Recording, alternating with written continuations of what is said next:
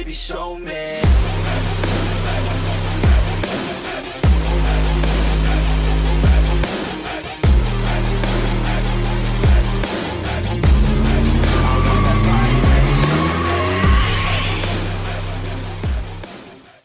Subi gang. Ron called me out today, and me being a good friend, you know, I told him I would. He needs me to drive the red Jenny, or not Jenny, man, this isn't a Jenny. He needs me to drive the red Legacy, because we are going to GrimmSpeed. GrimmSpeed, that's where we're going today, and I'm a little bit sick, sorry about my voice. And this is the car that I'm gonna be driving today. I think he is going to look for the suction cup, but don't quote me. We might not be getting in-car video of me today. The suction cup, I forgot to take it off of the Jenny when the lady took it today. If you haven't been following me on Instagram at SRT4Eater today, we traded out the Genesis Coupe for the lady's Audi today, and I took the lady's Audi to go get serviced at the dealership, and I did a live stream today. So shout out to all you guys that joined in on my live stream today on Instagram. Check out my Instagram, ton of pictures of my car, and support the other Genesis Coupe communities. Make sure you guys DM me pictures and videos so I can give you guys features and shout outs. Let's get this video kicking. What's up, Ron? Going to get some gas before we head over to the GrimmSpeed meet. Let's get it popping. You got the keys? Oh yeah. Should probably need those keys. Need your vape too if you're gonna be a Subi guy, bro. You get most of them. I only get the small one. Oh, that's okay. I'll take it.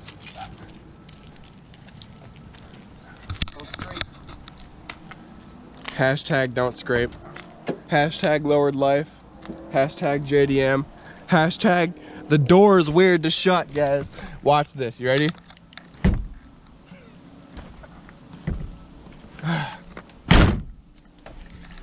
And then his seat is like 300 feet up. Man. Tall people problems. Alright, Subi gang. You ready for this loudness?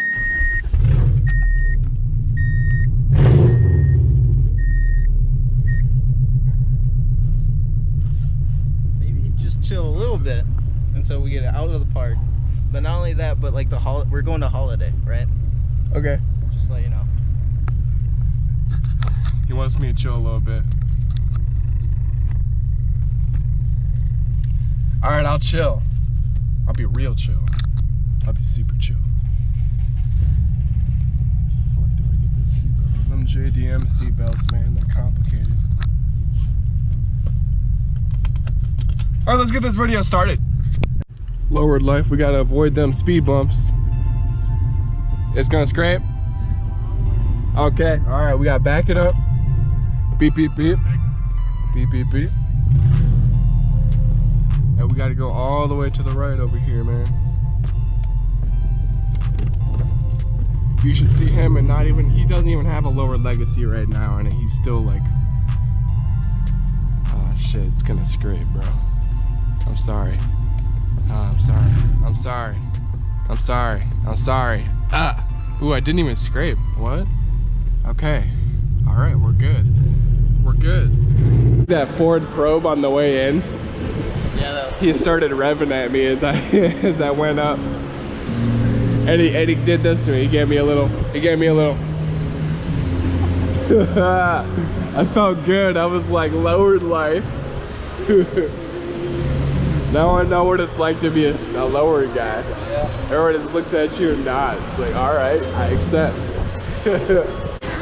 Are you surprised that I found what side it was on? I was actually. Can you open again? Yeah.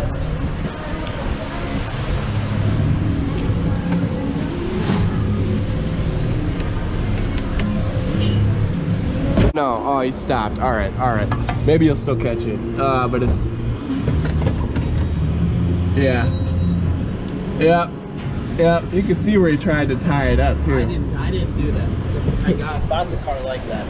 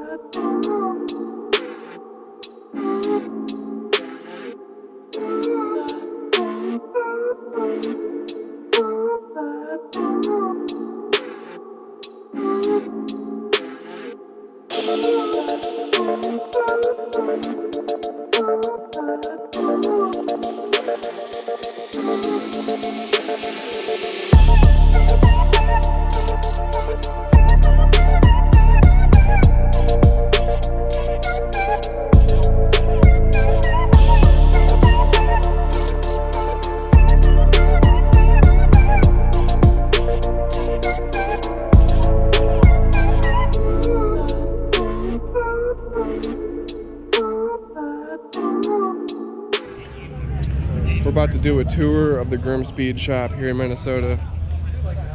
I have never been here before, so we're gonna see what it's like. I will be leading it. My name's Corey. I'm the production manager here. Who's been here? Anyone? You've been here? Have you had the tour yet? Well, what are you doing? Taking another one? Say something for us.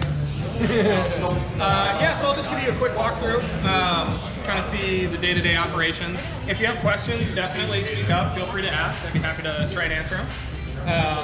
So yeah, we can start by heading through welding, and you can kind of see where all of our exhaust components and anything we weld is created.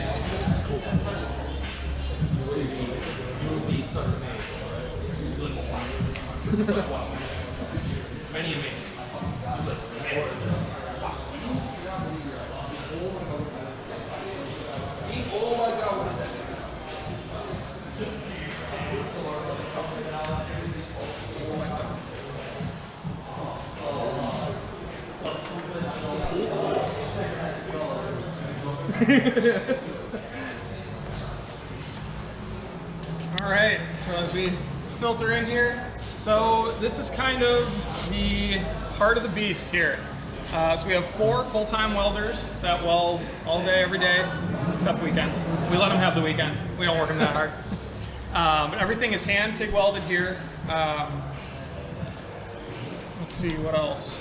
So we have some, like right now we're working on externally wastegated up pipes. As you can see, there's a cart of them. J pipes for the 15 plus chassis are a huge seller. So we go through those things like crazy. Some top mounts back there. So yeah, everything is welded here. We don't send anything out. We get the pieces manufactured, you know, like end tanks and stuff. We have a place that casts them for us. They're all welded in-house. We have some staging areas where you'll see pipes and stuff hanging out for pending builds that we're working on. But as far as welding goes, this is pretty much where it all happens. It's more exciting than someone's here welding. It's a lot brighter. It is a lot brighter, yeah. Ali, you should get an SCM so you can start speed parts of your car. So yeah, this is, I mean, probably less exciting, but our warehouse. We're kind of bursting at the seams right now. We're looking to add some more racking just to fit, you know, our raw materials, and we have plenty of builds that the assembly guys, my team, need to box up so that we can sell. But our welding team is really top notch, and they're pumping out stuff like crazy, as you probably can see with all these builds that are pending. So this is where all the piece parts for welding are stored. All of our tubes, pipes, flanges, well, some of the flanges, other flanges are over there, but all the raw material is kind of on this wall here. And with the more products that we add, the more space we need. So there's some stuff on the floor that we'd like to have up, but that's for a future project for sure. This is kind of our shipping area. So this is where anything that you order directly from us and everything that goes out to distributors is all packed up here by our shipping and logistics guy, Dom.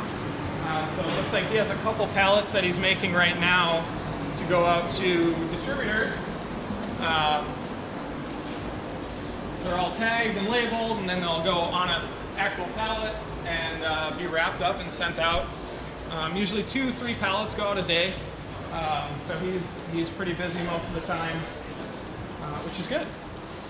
Then we have our finished goods storage area. So everything that's boxed up and ready to go out is stored here. As you can see, we have some top mounts, a wall of down pipes that we got, and then back in there we have boost controllers, master cylinder braces, battery tie downs, pretty much all the small stuff that's kind of tucked in there. So we have some more parts waiting for assembly. Lots of up pipes, lots of cross pipes, down pipes. This is our large product assembly area. So all the down pipes, like those welded parts, those all get built out here in this area. So it looks really clean right now. During the week, there's 4 or 5 guys out here packing stuff up for 8 hours a day. So it gets pretty crazy. But we have tools to help us, like our lovely foam machine that we got. So this is an expanding foam machine. This helps us save on packaging material, because obviously we need all the space we can get in this warehouse. So this, I'll do a run through here. So essentially what it does is it mixes 2 parts of chemicals that create an expanding foam, and we can kind of mold that around the product. So it'll come out just like this in a bag. You can put it in the box, set the up pipe in there. Second to solidify. And then as you can see, it's perfectly conformed to the product. So it creates a custom fit, which is really nice to make sure the stuff is getting to you safely without any damage. That's one way we kind of save on customer service costs. What else? We have our foam mold wheel, which I don't think is set up for anything right now, but this helps us with basically our top mount intercooler packaging. We've kind of condensed it in the last couple of years. And so this will take a foam bag and make a mold of the end tank for the top mount, so that just fits perfectly in the box with no movement. You can pack all the accessories around it, and it's really helped us a lot with, we were able to cut down the actual physical box size for most of our top mounts and save space on the shelf. With the finished goods and with the boxes, we consolidated to all use that mold system. So it's just one of the ways we're kind of constantly evolving to meet the needs of both our warehouse and to better provide parts that are better packaged to you guys, so they make it there safely. So that's been kind of fun. It's been an experience learning with it and getting molds for stuff and just seeing what we can and can't put in molds and with the foam and stuff. But I think eventually most of our heavier stuff will end up going in foam of some sort, just because it's better than cardboard molds or paper or anything like that packaging solution. So that's really helped us kind of take a step forward. Next we can head into the small parts assembly room.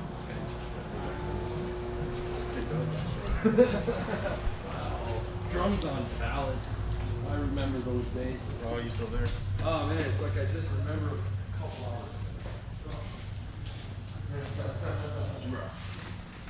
Yeah, you can kind of filter in here. So this is where I would say a majority of the work actually happens. So this is our small parts assembly room, and as you can see, this is where all of our hardware is stored, all of our brackets.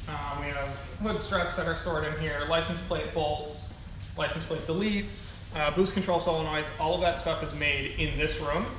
Right now in process we have some hood struts, looks like some exhaust adapters, and then top mount brackets and the small sub-assemblies of our bigger products, top mounts and exhaust systems, cap-acts and stuff. That's all made in here, and then it's brought out to the large assembly room. So yeah, we have 4 guys in here most of the day working on kind of the smaller stuff, whether it's hardware to then be brought out or actual finished assemblies like these hood struts. Everything gets done in here. So this is kind of the heart of the assembly team is based in here. So any questions so far from anyone?